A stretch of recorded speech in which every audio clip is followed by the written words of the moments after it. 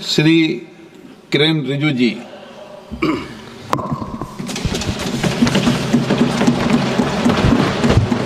Thank you, Honorable Speaker, sir.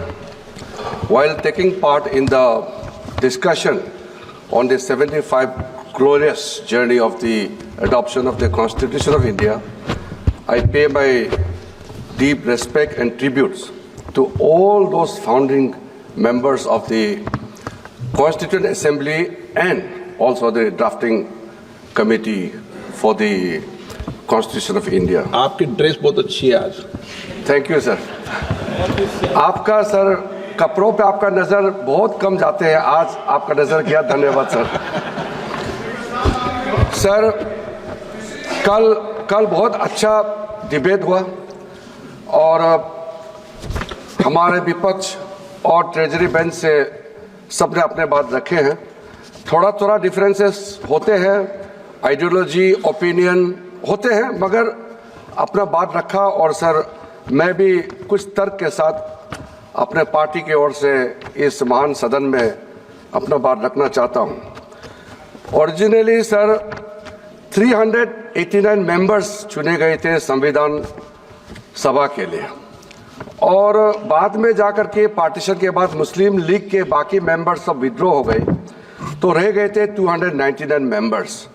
और 299 members ने total उसमें 15 महिलाएं और 8 मेजर कमिटियां और 13 माइनर कमिटियां गठन करके 2 साल 11 महीने 18 दिन कुल मिलाकर के 11 सेशंस और 165 दिन काम करके ये महान संविधान का रचना हुई।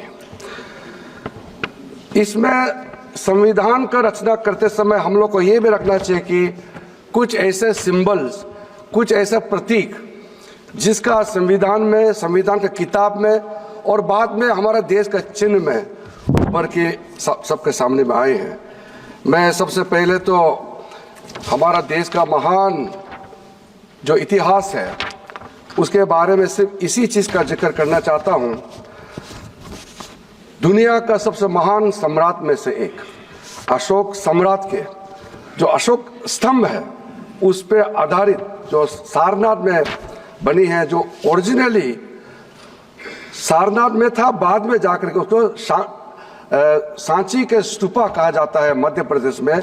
वहां अभी भी जाके देख के आ सकते हैं। मैं आज से 6 दिन पहले सांची खुद जाकर के दर्शन करके आए हैं। और जो हमारा तिरंगा झंडा में 3 कलर है, सबको मालूम है। बीच में सफेद कलर के बीच में जो धर्म चक्र है, हमारा जो धर्म चक्र का नीला रंग होने का कारण वो भी हमको सबको मालूम है, मैं फिर भी जिक्र कर रहा हूं। उसको व्हील ऑफ लॉ, विधि का चक्र कहा जाता है, क्योंकि नीला रंग दर्शाता है आकाश, महासागर और सार्वभौमिक सत्य को दर्शाता है। यही कारण है कि राष्ट्रीय ध्वज के सफेद पट्टी के बीच में नीले रंग का अशोक चक्र स्थित होता है। वही उसमें बनी जो 24 तीलियां बनी है वो है मनुष्य के 24 गुणों को दर्शाती है। ये सिंबल, क्योंकि हम इस महान देश का संविधान के बारे में जब चर्चा कर रहे हैं तो उस संविधान का प्रेरणा कहां से मिला वो भी हमको नहीं भूलना चाहिए। बाबा साहब भीमराव अंबेडकर एक जब लोकतंत्र के बारे में बात करते करते उन्होंने कई बातें कही। एक कोट मैं आपके सामने में पेश करना चाहता हूं। बाबा साहब ने कहा था, the institution where there are many rules for motions, resolutions, quorum, voting and counting of votes. Lord Buddha got this inspiration from the political systems of that time. उन्होंने मॉन्क का यूनियन को पार्लियामेंट ऑफ इंडिया से compare किया। और sir बाबा साहब ने जब अपना संविधान का रचना का ड्राफ्ट करने का शुरू किया, उसमें कई कोट्स है। मैं कुछ देर में कुछ कोट्स को आपके सामने में पेश करना चाहूंगा। फिलहाल सर, कॉन्स्टिट्यूशन स्पिरिट, जिस स्पिरिट से हम आज तक 75 वर्ष पूरा हो गए हैं, उसमें लिखा हुआ जो शब्द होते हैं, उसके अलावा संविधान का जो स्पिरिट है उसको भी हमने कैसे मानते हुए आगे चलने का काम किया है। मैं फक्र महसूस करता हूं, प्रधानमंत्री मोदी जी का जब कार्यकाल शुरू हुआ, उसने संविधान को उसी स्पिरिट को मानते हुए अपना सरकार का मंत्र को इस देश का सामने में रखा, और वो मंत्र है सबका साथ, सबका विकास, सबका विश्वास और सबका प्रयास। इस चीज को लेकर के हम सब भी फक्र महसूस करते हैं कि संविधान के स्पिरिट के अनुसार ही 75 वर्ष पूरा होने पर संविधान का एडॉप्शन को इस वक्त हमारा देश का राष्ट्रपति एक महिला और एक आदिवासी है, जिसको इस देश का महामहिम राष्ट्रपति का पद पर आसीन होने का मौका मिला है। मैं जब बाबा साहब अंबेडकर को कोट करता हूं, तो मैं ये मानता हूं कि ये मैं एक अधिकार के रूप में कोट नहीं कर रहा हूं, मैं दायित्व के हिसाब से मैं बोल रहा हूं। क्योंकि अगर बाबा साहब अंबेडकर का वो स्पिरिट संविधान में नहीं होते तो मैं भी आज इस महान सदन में कभी भी नहीं होते। मैं एक ऐसे क्षेत्र से आया हूं, मैंने एरोप्लेन पहले देखा है, गाड़ी बाद में देखा है, क्योंकि मैं सांसद बनने के बाद ही गाड़ी का रास्ता बनाना शुरू हुआ। हमारा प्रदेश में कई गांव में 7-7, 8-8 दिन हम लोग पैदल चलते थे। और जब मैं आदरणीय प्रधानमंत्री जी ने मुझे उस जगह में बैठने का मौका दिया जिस पद पर बाबा साहब भीमराव अंबेडकर बैठे थे, जब मैं इस देश का कानून मंत्री बना, मैंने सबसे पहले उस कानून मंत्री के पद में बैठने से पहले ये समझने का कोशिश किया कि बाबा साहब अंबेडकर क्या चाहते थे, क्या क्या चीज और उसके सोच मन में था जो नहीं कर पाए, और उसने अपना कार्य पूरा करने से पहले क्या क्या चीज उन्होंने आरंभ किया। वो सुबह मैं कानून मंत्री के पद पर जाने से पहले सबसे पहले मेरा मन में यह आया कि बाबा साहब भीमराव अंबेडकर इस देश का पहला कानून मंत्री तो बना, लेकिन उन्होंने इस्तीफा क्यों दिया, इसका चर्चा लोगों के सामने में अक्सर नहीं होते हैं। जब कोई इंसान किसी पद से इस्तीफा देते हैं उसका बड़ा कारण होता है, वो भी बाबा साहब भीमराव अंबेडकर जैसे जिन्होंने महान संविधान का रचना किया। इसको हम आर्किटेक्ट ऑफ इंडियन कॉन्स्टिट्यूशन के नाम से जाने जाते हैं, और इतने कम समय में कानून मंत्री के पद से क्यों इस्तीफा दिया। तो मैंने ढूंढ करके वो पत्र जो बाबा साहब भीमराव अंबेडकर ने पंडित नेहरू जी को लिखा, जो प्रधानमंत्री थे, उस पत्र को मैंने पढ़ा है। अब मैं पत्र को, लंबा पत्र है, पूरा जिक्र नहीं करना चाहूंगा, और उसके पत्र में 1 पॉइंट से 2 पॉइंट से वो भी मैं कुछ देर में मैं जिक्र करूंगा। अभी मैं सबसे पहले इस बात से मैं शुरू करूंगा कि आप हो या हम सब फक्र महसूस करते हैं इस देश का नागरिक होने का, क्योंकि हमारा देश का संविधान दुनिया का सबसे बड़ा संविधान ही नहीं, दुनिया का सबसे खूबसूरत संविधान भी है। उस संविधान में सब कुछ है। मैंने बीते सालों में दुनिया का कई संविधानों का भी मैंने परखने का कोशिश किया है, प्रावधानों का भी, और हमारा संविधान का प्रावधानों को भी मैंने बारीकी से देखा है। इसलिए मैं कह सकता हूं इसमें पार्टी, उस पार्टी, इस पार्टी का सवाल नहीं है। हम सब भारतीय हैं और इस संविधान को लेकर के हम लोग गौरव महसूस करते हैं। इसमें बाकी का तो छोड़ दीजिए, मैं 1-2 जो आर्टिकल का स्पिरिट को, मैं जिस स्पिरिट को जिक्र किया था सबसे पहले, उसको यह अंगीकृत किया गया था आर्टिकल 15। आर्टिकल 15 में किसी भारतीय को, चाहे कोई धर्म का हो, कोई जात का हो, बच्चा हो, बूढ़ा हो, औरत हो, मर्द हो, कोई सवाल नहीं, हर एक भारतीय को बराबर का दर्जा देने का सबसे पहले आर्टिकल 15 में जिक्र किया गया है। फिर उसके बाद आर्टिकल 16 में, अनुच्छेद 16 में सबको बराबरी का मौका देने का इक्वालिटी इन अपॉर्चुनिटी, इसका भी वहाँ मेंशन किया गया है। फिर माइनॉरिटी का हम लोग बात करते हैं। मैं खुद एक माइनॉरिटी कम्युनिटी से आता हूँ और आर्टिकल 25 में बाकी सब हिंदू हो या कोई भी, हमारे 6 माइनॉरिटी कम्युनिटी है, हिंदू को मिला के 7 है, सबको अपना धर्म मानने का, प्रैक्टिस करने का और दूसरा को बताने का आज़ादी संविधान ने दिया गया है। आर्टिकल 29 में माइनॉरिटी का इंटरेस्ट को प्रोटेक्शन के लिए भी प्रावधान दिया गया है। फिर आर्टिकल 30 में लिंग्विस्टिक माइनॉरिटीज का राइट्स के बारे में भी पूरा जिक्र किया गया है। अध्यक्ष महोदय, कुछ कंपेयर करना हमको जरूरी इसलिए है कि जो हमने किया इस देश में, चाहे कांग्रेस का सरकार हो चाहे हमारे सरकार हो, सबने अपने अपने तरीके से काम किया है। जो माइनॉरिटी कमीशन यहां बनाया गया है उसका नाम है national commission of minorities act. मैंने चेक किया है, किसी दूसरे राष्ट्र में ऐसा कमीशन अलग से नहीं बनाया गया है।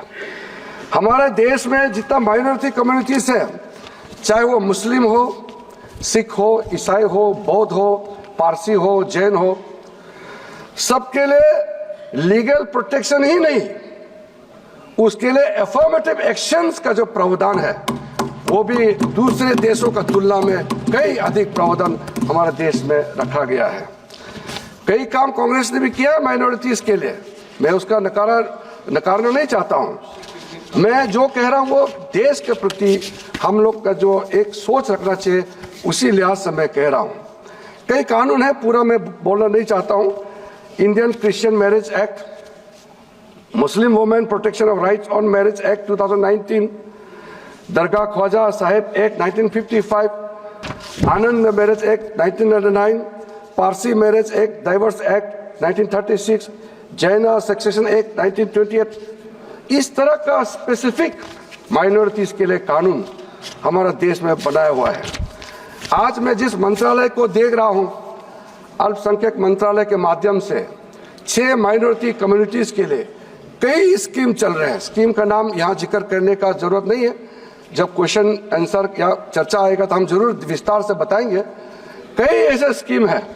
मैं खुद अभी जब संसद नहीं चलता है तो जगह जगह जा करके हर एक माइनॉरिटी कम्युनिटी के लोगों से मैं मिलता हूं और पूछता हूं, आपके लिए जो प्रावधान भारत सरकार ने किया है कितना लाभ आपको मिला है, अगर नहीं मिला है तो हमको क्या करना चाहिए, हम सुझाव भी लेते हैं। साथ साथ सर, मैं एक चीज को बहुत गंभीरता से कहना चाहता हूं।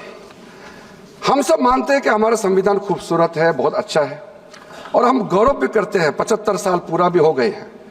लेकिन कुछ चीजें हैं जिसको बोलते समय और लोगों के सामने में दर्शाते समय हमको ध्यान रखना चाहिए। ऐसा तो ना हो कि हम जो बोल रहे हैं, हम जो कर रहे हैं, उससे हमारा देश का छवि दुनिया के सामने में कहीं कम तो नहीं हो रहा है क्या?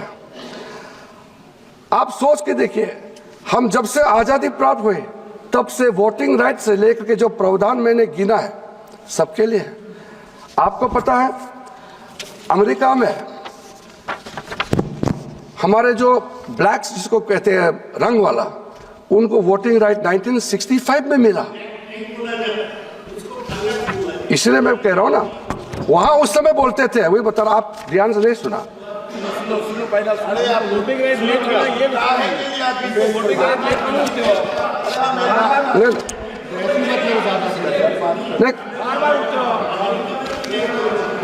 हिस्ट्री नहीं पढ़ाए सर, नहीं थोड़ा थोड़ा तो चलता है, मगर ये बहुत ज्यादा इंटरप्शन करते हैं।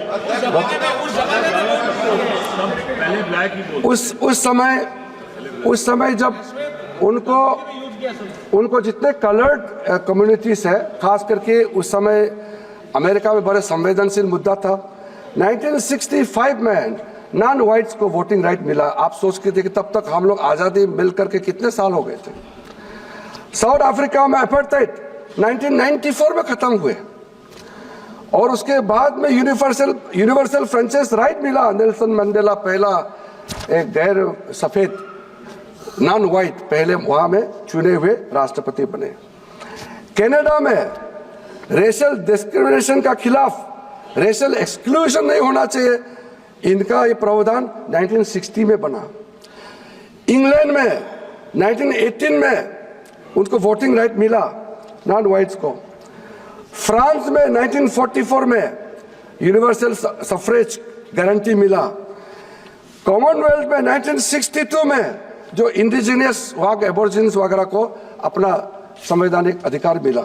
मेरा पास पूरा तथ्य है, लेकिन उतना गिन के बताने का जरूरत नहीं। मैं इसलिए बता रहा हूं, हम लोग को तो जब आज़ादी मिलते ही ये सारा अधिकार हमारे देश के हर एक नागरिक को मिला हुआ है। लेकिन कभी कभी मैं इसलिए कह रहा हूं कि कभी कभी ऐसा बात किया जाता है जैसे कि इस देश में माइनॉरिटी का कोई अधिकार ही नहीं। अगर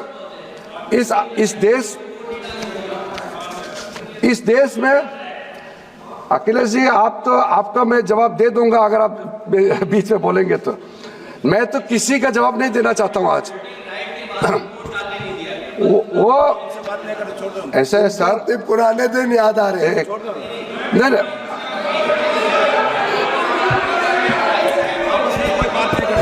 सर मैं अखिलेश जी को मैं जवाब नहीं देना चाहता हूं, क्योंकि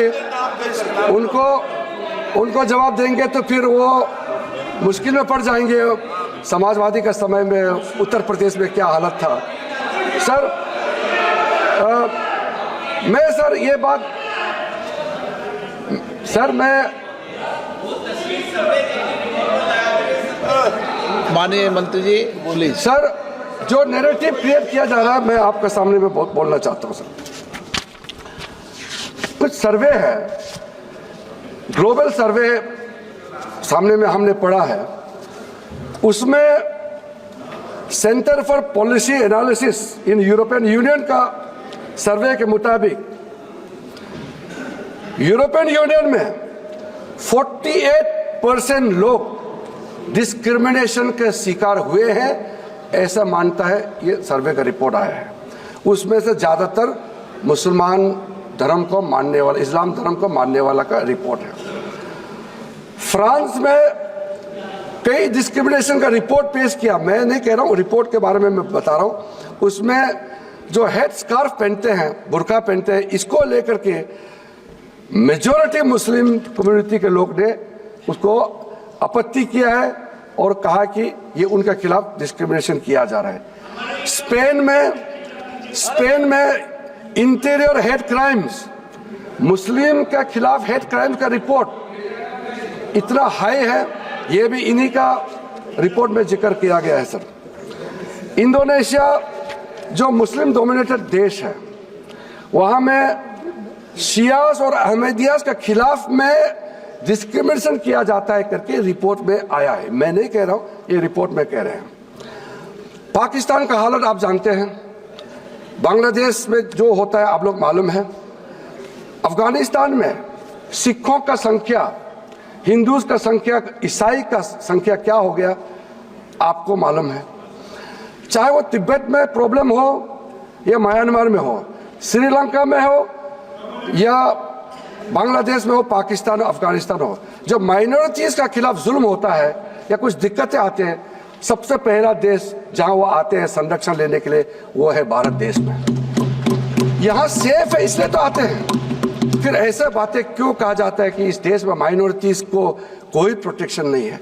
माइनॉरिटी ठीक है, इंसिडेंट कहीं होता होगा, माइनॉरिटी मेजॉरिटी इंडिविजुअल घर घर में परिवार में भी झगड़ा होते हैं, गांव में झगड़ा होते हैं। इसको भारत में अल्पसंख्यकों को कोई जगह नहीं दिया जा रहा है।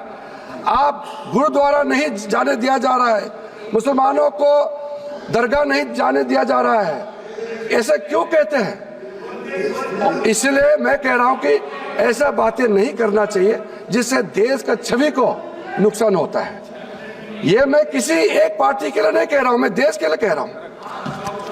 मैं देखिए बीच बीच में टोका टोकी थोड़ा चलता है अध्यक्ष जी, मगर बार बार बोलने से वो अच्छा नहीं होगा आपके लिए भी हमारे लिए भी। मैं 1 मिनट मंत्री, मैं माननीय सदस्यगणों से आग्रह करूंगा कि माननीय मंत्री महोदय सकारात्मक बोल रहे हैं। मैं सभी माननीय सदस्यों अपेक्षा करूंगा कि वह बैठे बैठे टिप्पणी नहीं करें। धन्यवाद अध्यक्ष महोदय। देखिए सर, मैं बहुत सीधा साधा आदमी हूं। मैं जो सोचता हूं वही बोलता हूं।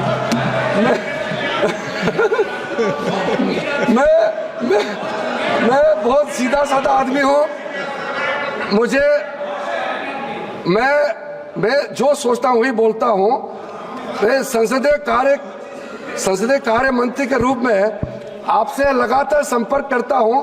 आपको अगर पसंद नहीं आता है तो कम से कम आप लोग झेलना पड़ेगा कुछ सालों तक। तो हमसे ही बात करके मिलके काम करना पड़ेगा। आप और हम एक ही हैं, पार्टी अलग है। अगर जब मेरे साथ काम करने का सहन शक्ति खत्म हो जाएगा तब तो आप प्रधानमंत्री जी को बता दीजिए कि आपके पास अभी सहन नहीं कर सकता है मेरे साथ काम करने का। तब तक तो काम करना पड़ेगा। मैं आपके लिए भी करता हूं, अपने लिए भी करता हूं। इसलिए ज्यादा टोका टोकी मत कीजिए, थोड़ा शांति से सुनिए। सर, बाबा साहब अम्बेडकर के बारे में कल कई लोगों ने जिक्र किया, इसलिए मैंने भी शुरू में कहा कि बाबा साहब भीमराव अम्बेडकर नहीं होते तो हम जैसे कई लोग इस सदन में चुन के कभी नहीं आते हैं। तो आज जब बाबा साहब ने कुछ काम किया है या कुछ सोच है, उसके बारे में मैं थोड़ा जिक्र करना चाहता हूं। बाबा साहब को इक्वालिटी ऑफ अपॉर्चुनिटी और सोशल जस्टिस में कैसे बैलेंस किया, उन्होंने बहुत बारीकी से, जब संविधान का रचना हो रही थी उस समय बैकवर्ड टर्म को किस तरीके से उन्होंने इस्तेमाल किया है। ये principle of opportunity and role of reservation were given foremost importance while addressing historical injustice done against the marginalized communities. और कभी भी बाबा साहब भीमराव अंबेडकर ने किसी धर्म के खिलाफ कभी उन्होंने नहीं कहा। हिंदू समाज में कुछ प्रैक्टिसेस, छुआछूत का जो व्यवस्था था उसका खिलाफ संघर्ष किया। बाद में कुछ लोगों ने, बाबा साहब तो जब उन्होंने दीक्षा लिया 14 अक्टूबर को, उसके ज़्यादा दिन बाद वो नहीं रहे हमारे बीच में, तो पूरा बात उन्होंने नहीं बता पाया देश में घूम करके, क्योंकि उस समय सोशल मीडिया नहीं था, टेलीविज़न नहीं था। उसका बात पूरा पहुंचा नहीं पाया। मैंने बहुत डीप रिसर्च किया है।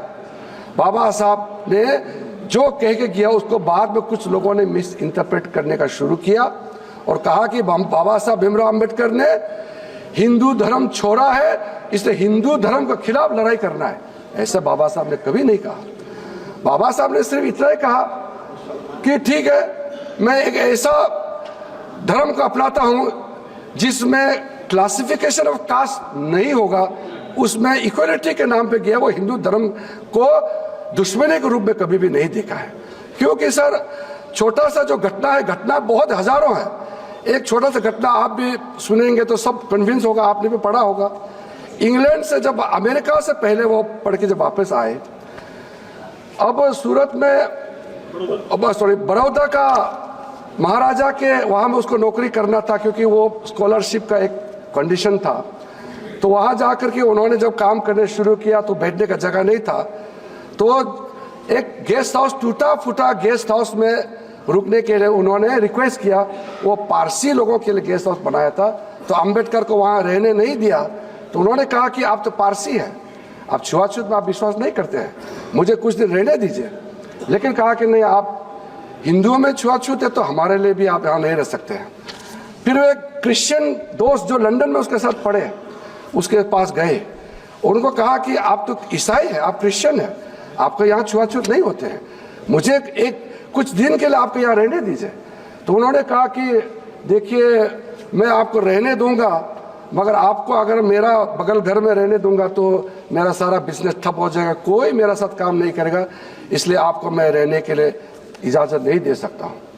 तो उसके बाद जब वो संभाजी नगर से आगे जाके अजंता फोर्ट देखने गए, आते समय संभाजी नगर में जो दौलताबाद फोर्ट है वो देखने गए अपने कुछ साथियों के साथ। टूटा फूटा गाड़ी में गई तो पूरा धूल हो गई। धूल साफ करने के लिए वहाँ छोटा सा तालाब था। तालाब में जब गए तो कुछ मुसलमान ग्रुप आए और कहा कि तुमने हमारा तालाब को छू करके क्यों गंदा किया है। उन्होंने कहा कि बाबा साहब ने कहा अभी रमज़ान चल रहे हैं और आप लोग मुसलमान में छुआछूत नहीं होते, तो ये पानी छूने से आप कैसे आप गंदे हो गए। कहा कि ऐसा कुछ नहीं है, आपने हमारे तालाब का पानी छुआ, आपको हम लोग सबक सिखाएंगे। तब बाबा साहब ने वो बड़ा वाक्य कहा, जो हिंदुओं के लिए अछूत है वो मुसलमानों के लिए भी अछूत है, ईसाई के लिए भी अछूत है और पारसी के लिए भी अछूत है। तब जाकर के बाद में बहुत लंबा कहानी मैं इतना नहीं कहूँगा, तब 1956 में दीक्षा भूमि में जाकर के उन्होंने बौद्ध धर्म का दीक्षा लिया है। तो इसमें किसी एक धर्म के खिलाफ बाबा साहब का नहीं रहा, उसका जीवन में कई घटनाएं हुए हैं। तो बाबा साहब ने जब अपना रिजर्वेशन को लेकर के, जो बैकवर्ड कम्युनिटी, मार्जिनलाइज्ड कम्युनिटी को लेकर के उन्होंने बात शुरू किया, कई बहस हुए हैं उसमें, और संविधान का वो सदन में जो बहस हुए हैं सबके सामने मैं अलग से तो कुछ बता नहीं रहा हूँ। बाबा साहब ने जब 10 इयर्स रिजर्वेशन को लेकर के जब प्रावधान बना रहे थे तो बाबा साहब ने एग्री नहीं किया था कि 10 साल क्यों, ये उतने साल तक होना चाहिए जब तक जो पिछड़े वर्ग लोग बराबर में ना आ जाए। लेकिन सब ने कहा कि 10 साल के बाद और जरूरत पड़ेगा तो उसको बढ़ाना चाहिए। तब उस समय बाबा साहब ने कहा, I want to impress upon you that the reservation of seats in the assemblies and the parliaments is only for 10 years, although I wanted it till untouchability was prevalent in India. Our own people who became members of the parliament on Congress tickets opposed me, not to speak of members belonging to a high caste. So, thinking that something is better than nothing, I agreed that reservation may be for 10 years and secured something for our people. कुछ नहीं से तो कुछ सही, इसलिए बाबा साहब ने इस चीज को माना है और अब सब पार्टी उसको एक्सटेंड करते आ रहे हैं। बाबा साहब अम्बेडकर, पंडित नेहरू क्योंकि बड़े नेता थे, पंडित नेहरू पहला प्रधानमंत्री बन गए। बाबा साहब के बीच में कुछ डिफरेंसेस तो था, वो तो आप भी मालूम है, हमको भी मालूम है। बाबा साहब ने एक जो कोट को मैं करता हूं, बाबा साहब ने जो कहा था, I just see the leader of the Congress party, Pandit Nehru. He has delivered 2,000 speeches during the last 20 years, but he has never spoken about the welfare of the scheduled caste events once.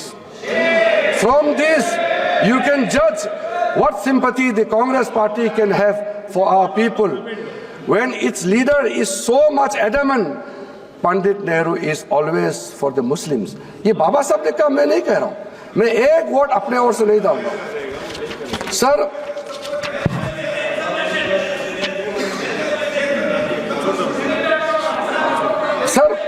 बाबा साहब भीमराव अंबेडकर, अरे संविधान पर चर्चा कर रहे हैं, बाबा साहब के बारे में बात नहीं करेंगे तो किसके बारे में बात करेंगे हम?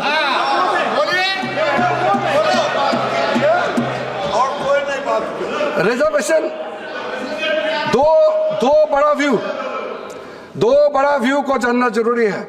Purpose of reservation, sir reservation का कारण क्या है, उसमें नजरिया किसका क्या है? अंबेडकर का व्यू है focus on social justice to uplift marginalized communities and dismantle caste hierarchies, और पंडित नेहरू जी का व्यू था, ही viewed reservation as a temporary tool to integrate disadvantaged groups into mainstream. ये देखिए, इसमें कोई इतना निगेटिव नहीं है, जो डिफरेंसेस ऑफ ओपिनियन को मैं बता रहा हूं। Approach to the caste system, Ambedkar ji advocated for complete abolition of caste system. Nehru ji believed in gradual reforms and hoped discrimination would diminish over the time. Timeline for reservation, Baba Sahib wanted reservation needed indefinitely till equality was achieved. Pandit Nehru ji advocated for time-bound reservation for 10 years. Empowerment के बारे में क्या विचार था? Baba Sahib emphasized representation and dignity, ensuring Dalits had a voice in governance and opportunity. Pandit Nehru ji focused on economic development, believing discrimination would automatically reduce over the time. तो sir ये सारे जो चीज मैं जो बता रहा हूँ, थोड़ा सा अगर विपक्ष के लोग भी कष्ट करेंगे तो वो भी पढ़ सकते हैं खुद, ये अवेलेबल है किताब। इसलिए मैं मानता हूं कि Ambedkar's view were more systematic and address the root cause of inequality, focusing on representation and empowerment. Nehru's views, while progressive, Nehru तारीफ करने में भी आपको आपत्ति? मैं कह रहा हूं कि नेहरू's views, while progressive, underestimated the deep entrenchment of caste-based discrimination which persists even today.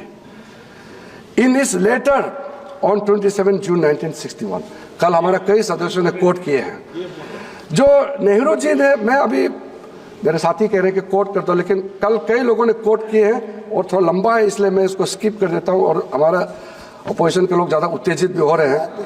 1961 में पंडित नेहरू जी ने जब पत्र लिखा है सारा मुख्यमंत्रियों को, Nehru ji wrote a letter to all the chief ministers of the country.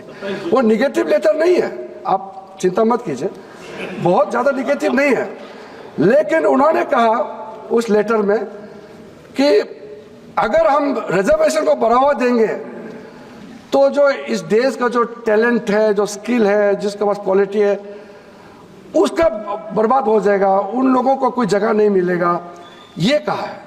और साथ साथ में उसके बाद में नेहरू जी ने कई मीटिंग में भी कहा है बातों को, लेकिन हमारा ये कहना है कि नेहरू जी टैलेंट के बारे में सोचते हैं, वो तो बहुत अच्छी बात है, हम लोग भी टैलेंट के बारे में सोचते हैं, टैलेंटेड लोगों को आगे बढ़ाना चाहिए, लेकिन ऐसा नहीं होना चाहिए कि टैलेंटेड को आगे बढ़ाते समय गरीबों को, जो पिछड़े लोगों को कुचल के आप आगे बढ़े, ये नहीं होना चाहिए।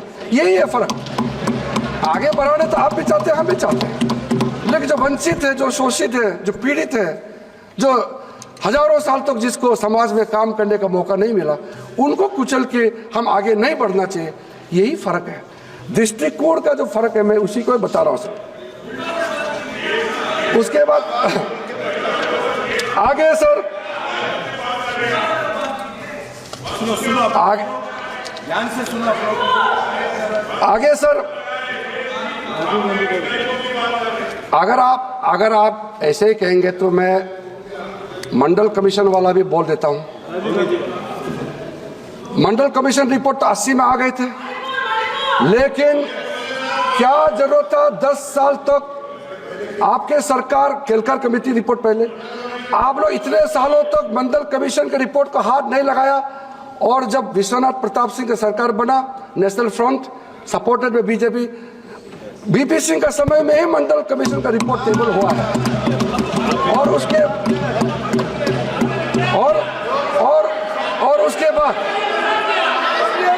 बाद सर मंडल कमीशन का ये मैं बाबा साहब तक ही सीमित रखना चाहता था। आप ही टोक के मुझे बुलवा रहे हो, आप नहीं टोकते तो मैं ये बोलना नहीं था, आप टोकोगे तो और उगलेगा सर। 1990 का रिकॉर्ड सबके पास है, पूर्व प्रधानमंत्री आदरणीय राजीव गांधी जी का वक्तव्य भी सबको मालूम है, और 1985 में जो इंटरव्यू में राजीव जी ने क्या कहा था वो भी सबको मालूम है, कल उल्लेखित हुआ उसका। और उसके बाद में जब आपका पार्टी और राजीव गांधी जी उस समय आपका सबसे पॉपुलर लीडर, पूर्व प्रधानमंत्री के रूप में जो कहा, उसको तो आप नहीं नकार सकते हैं। तो राजीव गांधी जी ने जो कहा था, पंडित नेहरू जी ने जो कहा था, उसको अगर आज का दिन आप नकारना चाहते हैं तो आप बोलिए ना कि पंडित जी ने और राजीव गांधी जी जो कहा हम उसको नहीं मानते, आप बोलिए। आप वो बोलते नहीं है, फिर उसका विपरीत बात करते हैं बराबर, ये मत कीजिए। एक बात करने का एक लहजे, एक तरीका होता है, आप या तो सहमत है बोलिए या तो असहमत है बोलिए, हमारा कोई आपत्ति नहीं है। इसके बाद सर, बाबा साहब अम्बेडकर ने जो दुख जाहिर किया, उन्होंने जो इस्तीफा जो दिया, उस इस्तीफा का शुरू में ही उन्होंने मेंशन किया कि अक्सर जो मंत्री अगर कैबिनेट से इस्तीफा देते हैं तो कारण बताना चाहिए क्यों इस्तीफा दे रहे हैं। वो कहा कि मैं कारण नहीं बता के भी इस्तीफा दे सकता था, और इस्तीफा देने के बाद मैं कारण बता सकता था, लेकिन मुझे लगता है कि मुझे कारण बताना चाहिए।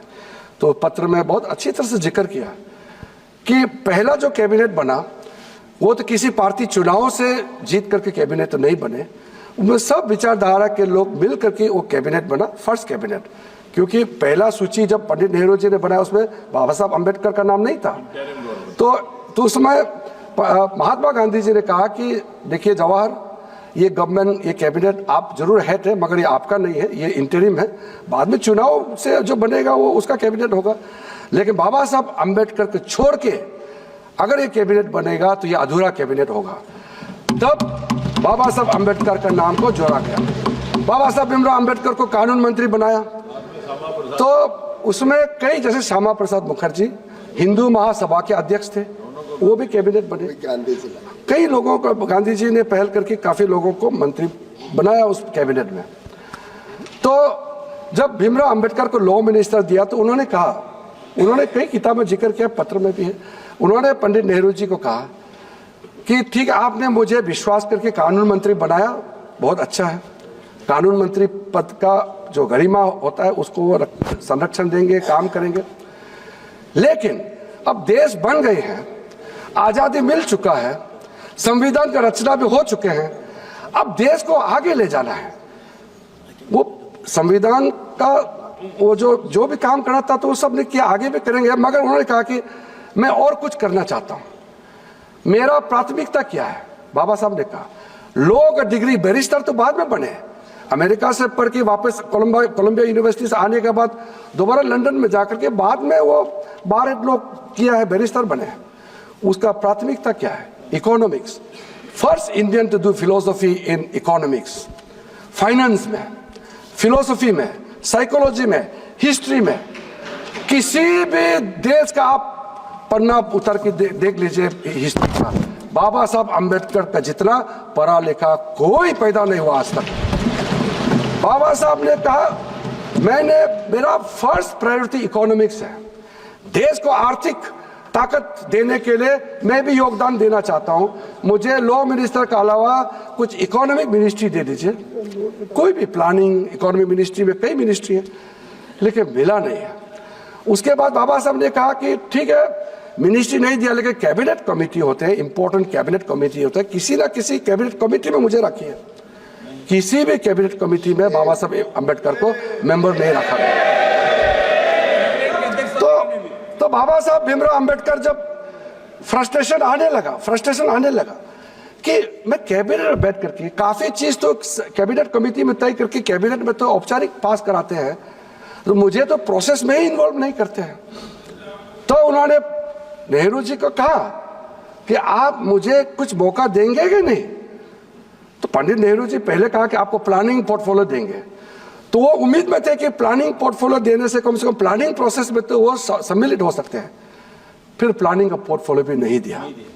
उसके बाद बाबा साहब ने कहा कि ऑर्नामेंटल के हिसाब से कैबिनेट में रहने का कोई फायदा नहीं है, इसलिए मैं आप सबको अनुरोध करता हूं कि बाबा साहब भीमराव अम्बेडकर ने पंडित नेहरू जी को जो इस्तीफा देते समय वो जो पत्र लिखा, वो पत्र का सब जरूर पढ़िए, हम लोग भी पढ़ना चाहिए और देश का हर एक नागरिक भी पढ़ना चाहिए। सबको ये सबके लिए लाभ होगा। मैं इसमें जबरदस्ती ठोप नहीं रहा हूं, लेकिन आप अपने हिसाब से पढ़ लीजिए। सबको आप भिजवाने की व्यवस्था कर दीजिए। पटल पर रखिए सर।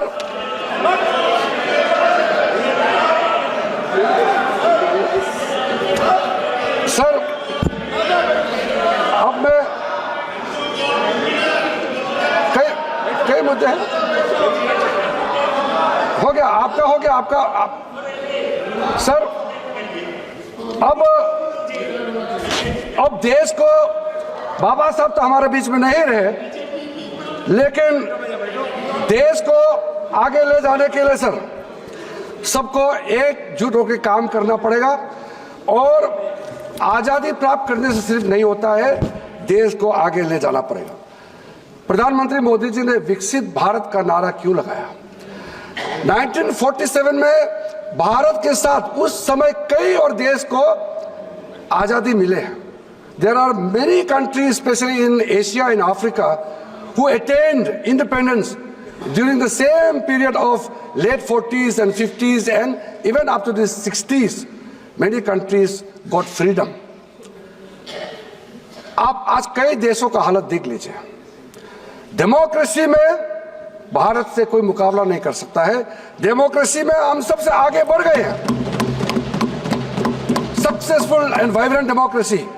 लेकिन आर्थिक के क्षेत्र में जो सवाल रह गया था, हमारे सिंगापुर, मलेशिया, इंडोनेशिया, कई देशों का जीडीपी पर कैपिटा इनकम हमसे 8 गुना 9 गुना ज्यादा हो गया। तब प्रधानमंत्री जी को लगा कि आजादी सिर्फ होने से नहीं होगा, डेमोक्रेसी होने के साथ साथ भारत को एक अमीर शक्तिशाली राष्ट्र बनना चाहिए। तब जाकर के ये विकसित राष्ट्र का नारा लगाया। मैं कभी कभी सोचते रह गया, मुझे किस्मत से काफी कम उम्र में इस लोकसभा का सदस्य बनने का मौका मिला। मैं तब से सोचते रह गया, मैं तो अपोजिशन में थे, पीछे बैठते थे और सुनते थे हमारा सीनियर लीडर अटल बिहारी वाजपेयी जैसे लोग, अडवाणी जैसे लोग, उसमें प्रणब मुखर्जी जैसे लोग, चंद्रशेखर जी जैसे फॉर्मर प्राइम मिनिस्टर, काफी सीनियर लोग का बात सुनते थे। तो मैं सोचते थे कि 65 इयर्स 70 इयर्स के बाद भी भारत अमीर राष्ट्र क्यों नहीं बना? So many countries have become developed country. What is the reason that India could not become developed country? हमारा देश में किसी चीज का कमी नहीं है। सबसे ज्यादा चीज इस चीज को देखना चाहिए कि Indians are one of the most intelligent people in the world. Gifted है, टैलेंट है, पढ़ा लिखा है, सभ्यता है, हमारा हिस्ट्री है। फिर भी देश गरीब कैसे रहा? आप नहीं सोचते हैं क्या? या आप 65 इयर्स आप सरकार में रहे हैं इसलिए आप सोचने का मौका नहीं मिला क्या? देश अमीर क्यों नहीं बना? डेवलप कंट्री क्यों नहीं बना? अगर 1947 में या उसके पास 10 साल बाद भी एक लक्ष्य रखता कि इतने सालों तक भारत को विकसित बनना ही पड़ेगा, अगर लक्ष्य रखते तो जरूर प्राप्त होते। ये लक्ष्य 2014 के बाद में हमारे सामने में आया है। एक लक्ष्य रख करके तो जाना पड़ेगा। किसी राष्ट्र को आगे बढ़ना है तो लक्ष्य को सामने में रख के चलना होगा। बिना लक्ष्य के आप कुछ प्राप्त नहीं कर सकते हैं। तो हमारा हाथ में अब 23 साल बाकी है और 23 साल में भारत को विकसित राष्ट्र बनना है। यह समय कम है, मगर मैं पूर्ण दृढ़ निष्ठा से विश्वास के साथ कहता हूं, पूरा देश एकजुट काम करेंगे तो 23 साल में भारत विकसित राष्ट्र बन सकता है। By 2047 India can develop fully as any other nation has achieved. तो इसलिए सर, जब कोई न्यू रखता है, विजन रखता है, मैंने सुना विपक्ष के लोग उसका भी मजाक उड़ाते हैं। स्वच्छ भारत अभियान चला रहा है, उसका मजाक उड़ाते हैं। आपके सर, मेरे पास एक विषय आया जो मैं विपक्ष को याद आ गया। उस विषय के साथ साथ एक आदमी एक कॉलोनी में रहते हैं, उसका नाला इतना गंदा है, नाला गंदा है, कागज प्लास्टिक पड़ा हुआ है, और वो उसका फोटो खींच करके हमको भेजा, देखो आपका स्वच्छ भारत अभियान का ये हालत है। तो मैंने पूछा, मोदी जी ने रेड फोर्ट से, लाल किला के प्राचीर से कहा कि भारत को स्वच्छ रखना चाहिए, तो आपके नाला के सामने में जो गंदा है वो मोदी जी आके साफ करना चाहिए कि आप खुद को साफ करना चाहिए? खुद का काम तो खुद करना चाहिए। प्रधानमंत्री जी ने आह्वान दिया है, मिलके करना होता है। प्रधानमंत्री जी अकेला देश को विकसित राष्ट्र नहीं बना सकते हैं, वो हमारे देश के नेता है, उन्होंने आह्वान किया है विकसित राष्ट्र सबको मिलकर के काम करना होगा, तभी भारत विकसित राष्ट्र बनेगा। आप मेक इन इंडिया का मजाक उड़ाते हैं, कहीं भी अच्छा प्रोग्राम जब करते हैं आप मजाक उड़ाते हैं। मैं स्पोर्ट्स मिनिस्टर था, मैं fit India movement, prime minister ने कहा कि फिटनेस के लिए कुछ कीजिए, फिट इंडिया मूवमेंट का हमने मूवमेंट चलाया। एक भी हमारा opposition MP fit India movement में भाग लेने के लिए नहीं आया। क्या आप फिट नहीं रहना चाहते हैं क्या? आप अपना स्वास्थ्य के लिए चिंता नहीं है क्या? आप फिट रहोगे तो देश फिट होगा। फिट सबको रहना है। ऐसा जो कोई पॉलिटिकल चीज है ही नहीं, उसमें भी आप मजाक उड़ाते हैं। वैक्सीन का मजाक उड़ाते हैं। कई मैं उदाहरण देने में, और अभी मैं समय बर्बाद नहीं करूंगा। मेरा एमपी बनने तक हमारा नॉर्थ ईस्ट में आसाम को छोड़ के पूरा हमारा बॉर्डर एरिया में मैक्सिमम बॉर्डर पॉइंट्स में गाड़ी से जाने का कोई सुविधा नहीं था, क्योंकि रास्ता नहीं बनाया था। मैं जब नॉर्थ ईस्ट के अलावा मैं जब गृह राज्य मंत्री बना, राजनाथ सिंह हमारा सीनियर गृह मंत्री थे, मैं हेलीकॉप्टर लेकर सीधा गया गुंजी में, क्योंकि गुंजी के बारे में मैंने बचपन से सुना था।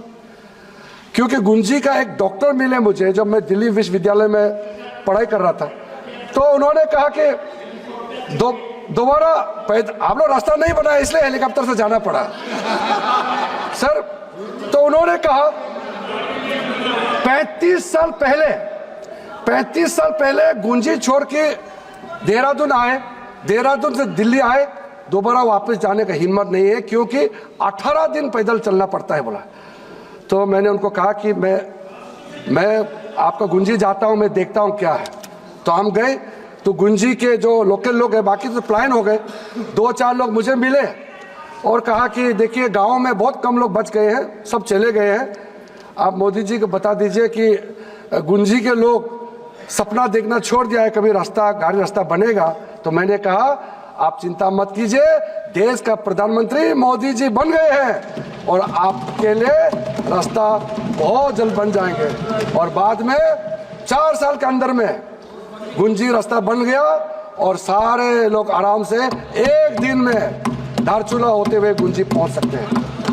आपको याद है आपके पूर्व रक्षा मंत्री ने राज्यसभा में जो बयान दिया था, वो तो बहुत ऑनेस्ट बात कहा है। आपके मंत्री है, बहुत ऑनेस्टली बोला है, इसलिए मैं तारीफ करता हूं।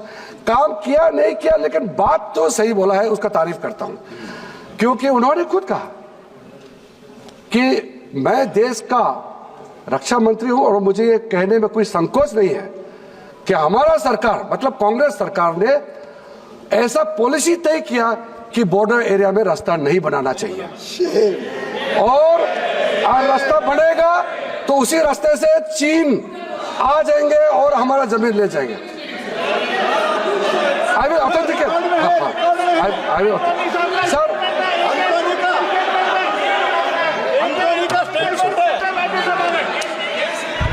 ये बात नहीं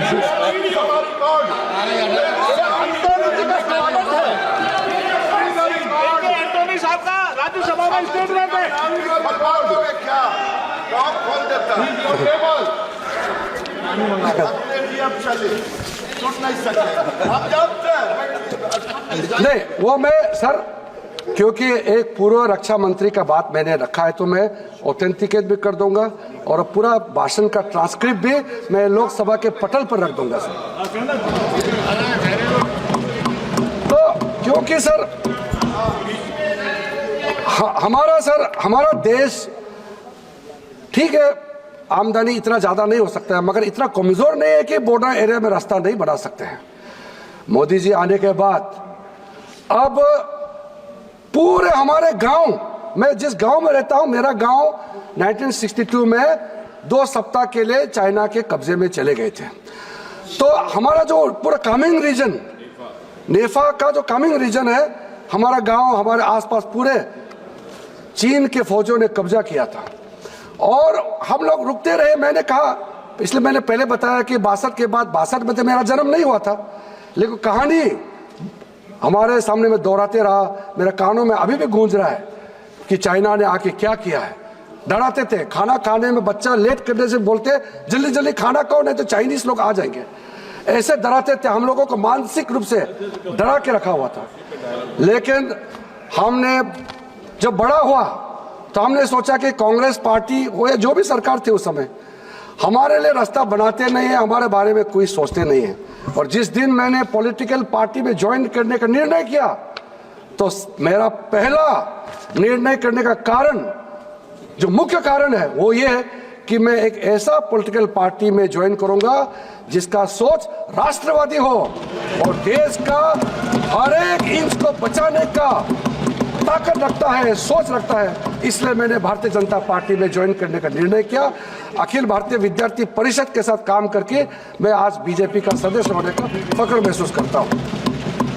सर, आज जो जिस जगह में हम पैदल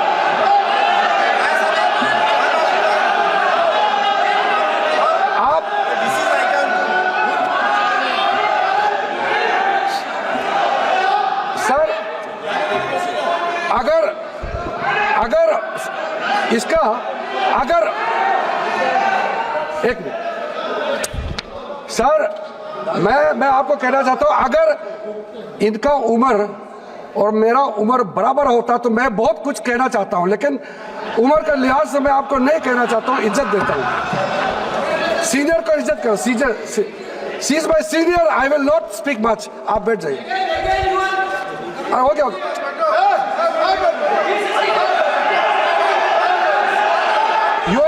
अरे छोड़ो यार सर,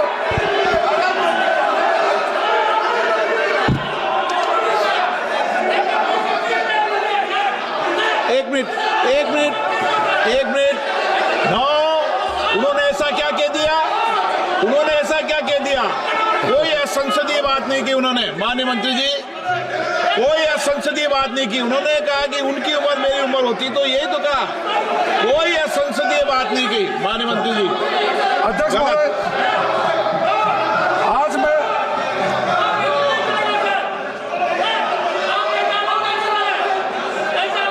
सर, मैं बहुत ही फक्र महसूस करता हूं। आज बचपन में जिस गांव में मैं पैदल चलता था, जिस जगह मैं बचपन में पैदल जाके 6-7 दिन लगते थे, आज 3-4 घंटे में मैं गाड़ी से पहुंचता हूं। ये बदलाव हमने 10 सालों में देखा। अध्यक्ष महोदय,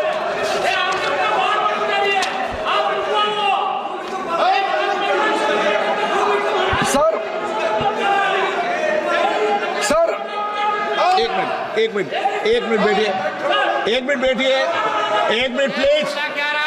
प्लीज नो, बस करते हैं, प्लीज बैठिए। उन्होंने ऐसा कोई असंसदीय शब्द नहीं कहा जिस पर आप निपट करो, और वो रिकॉर्ड में भी जाएगा माननीय मंत्री जी। चलिए सर, 1947 से 2014 तक नॉर्थ ईस्ट में 9 एयरपोर्ट बने हैं, और 2014 से 2024 के अंदर में 17 एयरपोर्ट हो गए हैं नॉर्थ ईस्ट में। नेशनल हाईवे 2014 तक टोटल बने हैं 10,900 किलोमीटर, और 2024 तक मोदी जी के 10 साल कार्यकाल में 16,207 किलोमीटर बने हैं। कई बड़े बड़े प्रोजेक्ट्स बने हैं, मैं गिनती करना नहीं चाहता हूं। आज हमारा नॉर्थ ईस्ट आस्त लक्ष्मी के नाम से जाने जाते हैं, और हम बहुत अच्छी तरह से आगे बढ़ रहे हैं। आपको मैं ये कहना चाहता हूं कि आप एक राज्य का एक घटना को लेकर के बार बार बोलते हैं, उसका हम लोग अलग से चर्चा करेंगे, लेकिन मैं जो कहना चाहता हूं, आज आप लोगों के समय में कांग्रेस ने क्या हालत करके रखा था नॉर्थ ईस्ट। सर, इनको आप मैं इतने सालों से इस संसद में सदस्य हूं। 2014 तक आपको मालूम है सर, आप भी ये सुन के अच्छा नहीं लगेगा, दुनिया में जितना भी बता दो, दुनिया में जितना भी जो मिलिटेंट ऑर्गेनाइजेशंस है, ये मैं कहते हुए फक्र नहीं कर रहा हूं, दुनिया में जितना भी मिलिटेंट ऑर्गेनाइजेशन है, उसकी संख्या सबसे ज्यादा हमारे नॉर्थ ईस्ट में थे 2014 तक। आपने ऐसा बना दिया था नॉर्थ ईस्ट को, एक स्टेट से दूसरा स्टेट जाने में। हाँ, मैं सारा ऑथेंटिकेट कर दूंगा। इतना ज्यादा संगठन बना के रखा था इन्होंने नॉर्थ ईस्ट को ध्यान ही नहीं दिया। इनके लिए तो नॉर्थ ईस्ट एग्जिस्ट ही नहीं करते हैं। ये कांग्रेस पार्टी आज बात कर रहे हैं, प्रधानमंत्री जितने बार नॉर्थ ईस्ट जाते हैं, उनके प्रधानमंत्री चलिए, उनके मंत्री भी नहीं जाते थे नॉर्थ ईस्ट में इनके समय में। और आज यहाँ बैठ करके घरेलू आंसू बहाने का काम करते हैं। दिल्ली में मिलते भी नहीं थे सर कल सर तो इन्होंने संविधान के बारे में तो कल ज्यादा जिक्र नहीं किया, मैं समझ सकता हूं। कांग्रेस पार्टी संविधान के बारे में ज्यादा जिक्र नहीं किया, उसका कारण है, लेकिन मैं थोड़ा बताना चाहता हूं उन्होंने क्यों जिक्र नहीं किया। कॉन्स्टिट्यूशन अमेंडमेंट 106 बार जो हुए हैं, मैं उसको बताना चाहता हूं। आप संविधान बदलने का जो बात करते हैं, संविधान बदलने का प्रक्रिया भी संवैधानिक है। कॉन्स्टिट्यूशन अमेंडमेंट तो होते आए हैं। कांग्रेस यूपीए के समय में टोटल कॉन्स्टिट्यूशन अमेंडमेंट आपने 75 टाइम्स किया है, और एनडीए बीजेपी के टाइम में भी हुए हैं, 25 टाइम्स हुए हैं। जनता दल के नेतृत्व में जब सरकार बने 7 बार हुए हैं, जनता पार्टी के समय में 2 बार हुए हैं। फर्क क्या है? फर्क जानना चाहिए। संवैधानिक बदलाव क्यों किया गया था? आपने संविधान को अमेंडमेंट किया,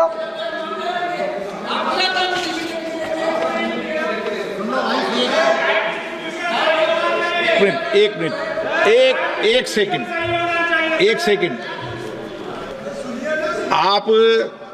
मैं फिर आपको आग्रह करता हूं, और फिर विनम्र आग्रह कर रहा हूं कि आप कई बार बैठे बैठे आसन पर टिप्पणी करते हैं कि इनका समय खत्म हो गया।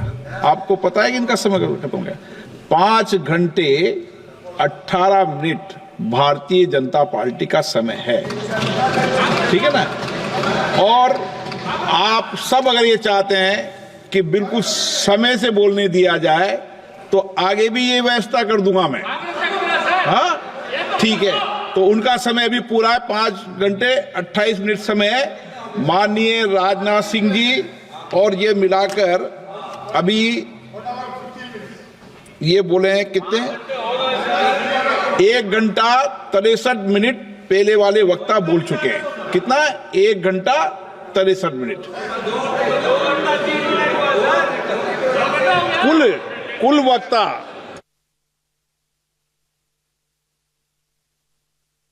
आप चलिए बोलिए, आपका समय है। जब मेरा समय समाप्त होगा, अध्यक्ष जी मुझे बता देंगे तो मैं बैठ जाऊंगा। अध्यक्ष जी ने आपको भी टाइम दिया है, हमको भी टाइम दिया है। देखो, समय संख्या से तय होता है, मैंने समय अपने आप से मर्जी से नहीं लिया है।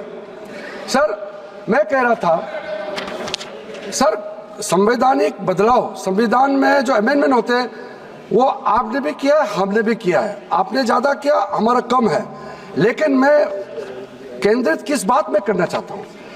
आपने अमेंडमेंट किस लिए किया था? 39 कॉन्स्टिट्यूशन अमेंडमेंट क्यों किया? वो इलाहाबाद हाई कोर्ट ने जो इंदिरा गांधी जी के खिलाफ जजमेंट दिया, उसको बदलने के लिए आपने संविधान को आपने 42nd अमेंडमेंट क्यों किया? संविधान को जो प्रियम्बल को बदलने के लिए आपने 42nd अमेंडमेंट संविधान को किया है। हमने संविधान बदलाव किया, महिलाओं को आरक्षण देने के लिए संविधान का बदलाव किया। हमने संविधान का बदलाव किया है, ओबीसी को कॉन्स्टिट्यूशन दर्जा देने के लिए हमने संविधान का बदलाव किया है। संविधान बदलाव का भी कारण जानना चाहिए। आप बिना कारण कैसे बोलते हो? शाहबानों को कानून, अब शाहबानों को, मुस्लिम महिलाओं को जो अधिकार मिलना चाहिए, उसको रोकने के लिए आपने संविधान का बदलाव किया। फर्क है संविधान बदलाव में। सर, आपने राष्ट्रपति शासन कितना बार लगाया आपको मालूम है? इतना ज्यादा लगाया आप भूल गए होंगे।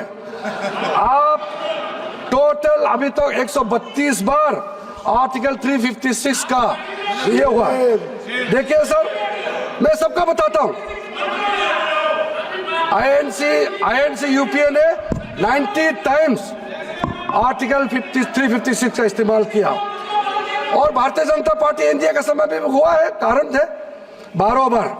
जनता दल के नेतृत्व में जब सरकार बने 8 बार, जनता पार्टी के समय में 22 बार। अब आप हमको कहते हैं कि हम संविधान को हत्या करते हैं, संविधान को हम नहीं मानते। ये कारण जानने के बाद आपको दुख नहीं लगता है कि आपने झूठ बोल दिया, गलत बात बोल दिया? संविधान का हत्या तो आपने किया है, संविधान का हमला तो आपने किया है, संविधान का प्रियम्बल कोई आपने बदल डाला, संविधान का मूल आत्मा कोई आपने बदल डाला, फिर आप दूसरे को किस मुंह से, किस हिम्मत से आप आलोचना करते हैं? सोचना चाहिए। सत्य बोलिए, असत्य मत बोलिए आप। और महाराष्ट्र और हरियाणा की जनता ने जवाब दे दिया। सर, जुडिशरी के बारे में कल जुडिशरी के बारे में काफी जिक्र हुआ, मैं उसको लंबा नहीं दोहराना चाहता हूं। सर, मैं संविधान को जब चर्चा कर रहे हैं, देखिए आप चिंता मत कीजिए, मैं 10 मिनट में समाप्त कर दूंगा, अभी समाप्त कर दूंगा। दर्द हो रहा है इनको, दर्द हो रहा है। मैं 5 मिनट दूंगा, आपका समय मैं बता रहा हूं। ऐसे माननीय सदस्य कोई विषय हो तो टेबल पर जाकर मालूम कर ले, लेकिन सदन चाहता है तो कितना समय? 2 घंटे और 34 मिनट भारतीय जनता पार्टी का समय है। बोलिए माननीय मंत्री जी। अध्यक्ष महोदय जी, संविधान के बारे में बात करते समय,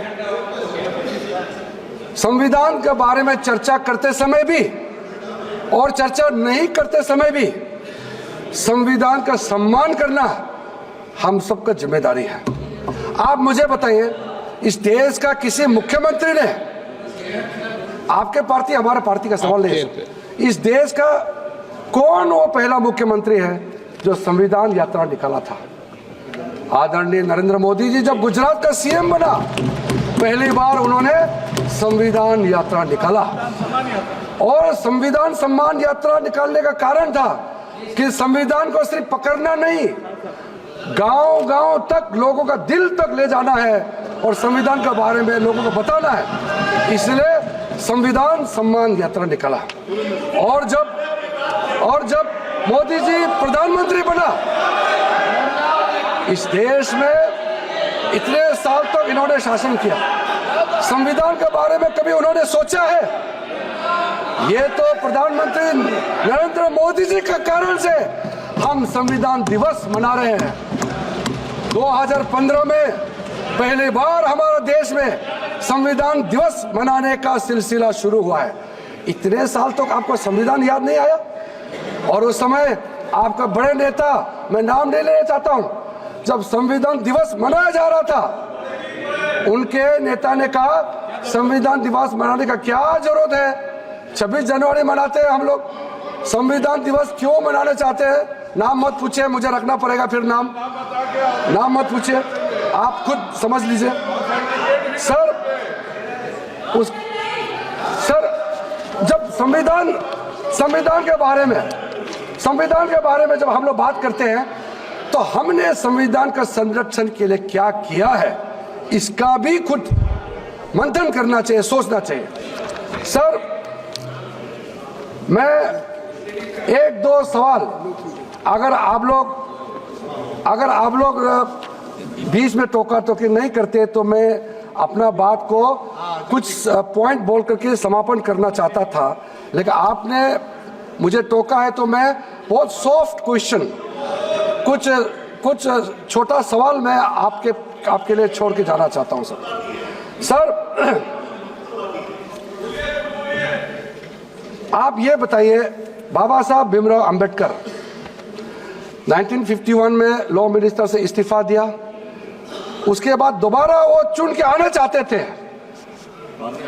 कांग्रेस पार्टी ने बाबा साहब को पीछा करके मुंबई में और विदर्भ में बाबा साहब अंबेडकर को क्यों हराया और दोबारा इस लोकसभा में चुन करके आने का मौका नहीं दिया? इस लोकसभा सत्र में मैं आपको कहना चाहता हूं, हम सब के लिए कितना अच्छा होता अगर बाबा साहब फिर से चुन के आते 1952 इलेक्शन में।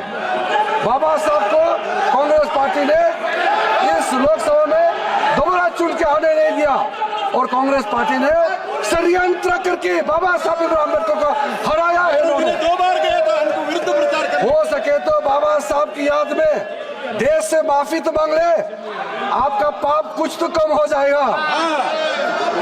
सर,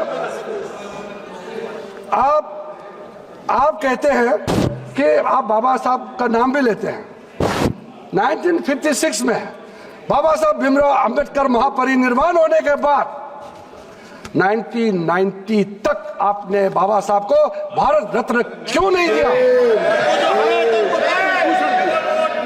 1956 के बाद आप, पंडित नेहरू जी प्रधानमंत्री थे, खुद को भारत रत्न भी दिया। इंदिरा गांधी जी खुद प्रधानमंत्री थी, खुद को भारत रत्न दिया। विश्वनाथ प्रताप सिंह प्रधानमंत्री बनने के बाद, कांग्रेस गवर्नमेंट को हराने के बाद, तब जाकर के 1990 में भारतीय जनता पार्टी के समर्थन से सरकार बनी, तब जाके बाबा साहब भीमराव अंबेडकर को भारत रत्न से नवाजा गया है। आप बताइए कारण, इतने साल तक आपके शासनकाल में भारत रत्न से बाबा साहब अंबेडकर को क्यों नहीं नवाजा गया है? आपको जवाब देना पड़ेगा, हमको नहीं सही, देश के करोड़ों लोगों को आप जवाब देना पड़ेगा। कुछ तो कारण होगा। मैं मानता हूं कि इस देश में अगर किसी को पहला भारत रत्न अवार्ड देना चाहिए तो बाबा साहब भीमराव अंबेडकर को देना चाहिए। बाबा साहब भीमराव अंबेडकर के नाम में आपने क्या किया बताइए?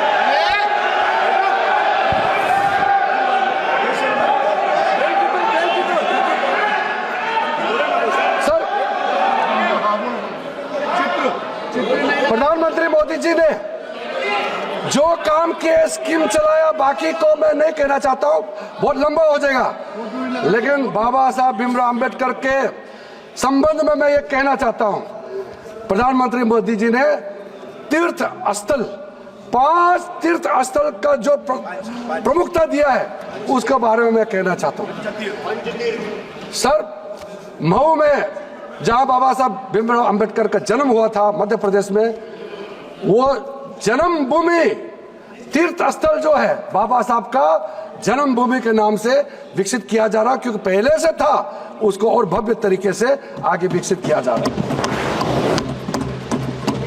लंदन में जहां बाबा साहब भीमराव अंबेडकर, जहां वो वकालत पढ़ाई किया, जिस घर में रह करके, मैं जब गृह राज्य मंत्री था तब भी उस घर में गया, मैं जब खेल मंत्री था तब भी गया, मैं जब कानून मंत्री बने तब भी गया। उस घर को मोदी जी के नेतृत्व में महाराष्ट्र सरकार ने खरीद करके उस घर को बाबा साहब अंबेडकर के नाम में अंबेडकर मेमोरियल म्यूजियम बना करके बाबा साहब का सम्मान देने का काम किया है। उसको हमने शिक्षा भूमि का नाम दे करके आज वहां पूजा करने जाते हैं। दुनिया के लोग बाबा साहब को सोच कर समझने के लिए दीक्षा भूमि और शिक्षा भूमि में जाते हैं। और सर, जिस स्थान में बाबा साहब का परिनिर्वाण हुए थे, उस घर को बाबा साहब का परिनिर्वाण भूमि के नाम से विकसित किया जा रहा है। इस देश में दिल्ली के अंदर में बाबा साहब अंबेडकर इंटरनेशनल मेमोरियल जो बड़ा होल सेंटर बना है, आप जाके देखिए किस भव्य से वो स्थल का विकसित किया गया है। मैं अभी पिछले महीने मैं मुंबई गया, मुंबई जाकर के चैत्य भूमि में गया और चैत्य भूमि के सारे भिक्षुओं से मैंने मिला। आप लोग बीच बीच में बोलने से कोई फायदा नहीं, मेरा बात रिकॉर्ड में जा ही रहा है, सब सुन रहे हैं। सर, मैं चैत्य भूमि में जाकर के बता के आया, मैं माइनॉरिटी अफेयर्स का मंत्री हूं, अल्पसंख्यक मंत्रालय का भी मैं जिम्मेदारी हूं, मैं एक बौद्ध भी हूं। बाबा साहब ने बौद्ध धर्म का दीक्षा लिया और मैं पहला बौद्ध मंत्री, कानून मंत्री बना और एक ट्राइबल, मैं इस देश का कैबिनेट मंत्री के रूप में बाबा साहब का कुर्सी में बैठने का काम किया, तब मेरा जिम्मेदारी बनता है। मैंने चैत्य भूमि में जो मैनेजमेंट के साथ बात करके कहा है कि बाबा साहब के चैत्य भूमि है, इसका विकसित बाबा साहब के सम्मान में उस स्टैंडर्ड से होना चाहिए। और हमने उनको कह गया, मोदी जी के नेतृत्व में आपको जो भी मदद चाहिए हम लोग प्रदान करेंगे। सर, आपको भी अच्छा लगेगा, दिल से लगे ना लगे, लेकिन कम से कम बोल दीजिए, आपको भी अच्छा लगेगा। हमको तो अच्छा लगेगा है। इंदू मिल मुंबई में 430 फीट ऊंचाई का अंबेडकर स्टेचू जो बनने जा रहा है, वो अब तक बन गए होते, लेकिन उसके लंबाई को और बढ़ाने के लिए परिवारजनों ने रिक्वेस्ट किया है, तो इसलिए उसका ऊंचाई बढ़ाने में थोड़ा सा समय लग गया। लेकिन जब 2026 में उस अरब सागर के तट में मुंबई में 430 फीट ऊंचाई का बाबा साहब अंबेडकर का मूर्ति जब Committee on the Welfare of Scheduled Castes and Scheduled Tribes. Item number 3, Bharat के संविधान की 75 वर्ष की गौरवशाली यात्रा। मैं इसलिए दोबारा सब्जेक्ट बोल रहा हूं ताकि बोलते समय सभी मान्य सदस्यों को ध्यान रहे कि किस विषय पर हम चर्चा कर रहे हैं। श्री किरेन रिजिजू जी।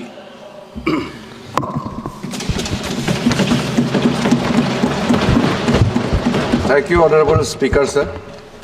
While taking part in the discussion on the 75 glorious journey of the adoption of the Constitution of India, I pay my deep respect and tributes to all those founding members of the Constituent Assembly and also the drafting committee for the Constitution of India. आपकी dress बहुत अच्छी है आज।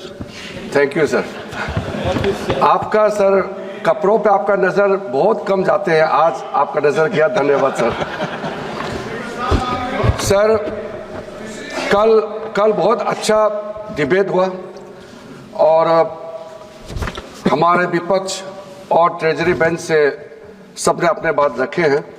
थोड़ा differences होते हैं, ideology opinion होते हैं, मगर अपना बात रखा। और सर मैं भी कुछ तर्क के साथ अपने पार्टी की ओर से इस महान सदन में अपना बात रखना चाहता हूं। ओरिजिनली सर 389 मेंबर्स चुने गए थे संविधान सभा के लिए, और बाद में जाकर के पार्टीशन के बाद मुस्लिम लीग के बाकी मेंबर्स सब विड्रॉ हो गए, तो रह गए थे 299 मेंबर्स। और 299 मेंबर्स ने टोटल उसमें 15 महिलाएं और 8 मेजर कमिटियां और 13 माइनर कमिटियां गठन करके 2 साल 11 महीने 18 दिन